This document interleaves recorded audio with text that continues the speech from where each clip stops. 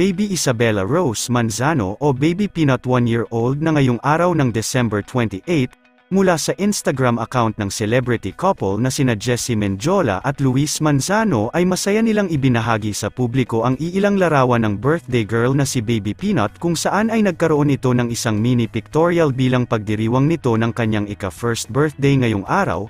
Makikita natin sa mga ibinahaging larawan ng mag-asawang Luis Manzano at Jessie Mendiola ang napaka-cute na mga kuha ni Baby Rosie sa kanyang pictorial kung saan ay nagkaroon pa ito ng napaka-cute na cake smashing na siya namang kinaaliwan at pinanggigilan ng maraming netizens online.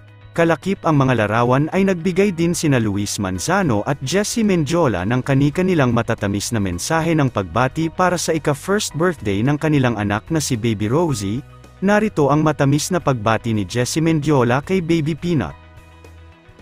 Happy first birthday to our little girl, Rosie. I never knew I could love like this. You have taught me patience, kindness and most of all how to love unconditionally. Being your mother is an absolute blessing and I cannot imagine my life without you. You are my everything, my love. Thank you for bringing joy into our lives, our little sunshine. I love you so much, my Rosie boo.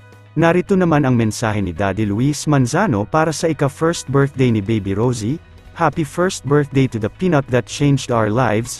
Mama and I love you very much anak. You are our biggest blessing. Anything and everything for you peanut. I love you Isabella Rose Tawile Manzano. Matamis na pagbati nito.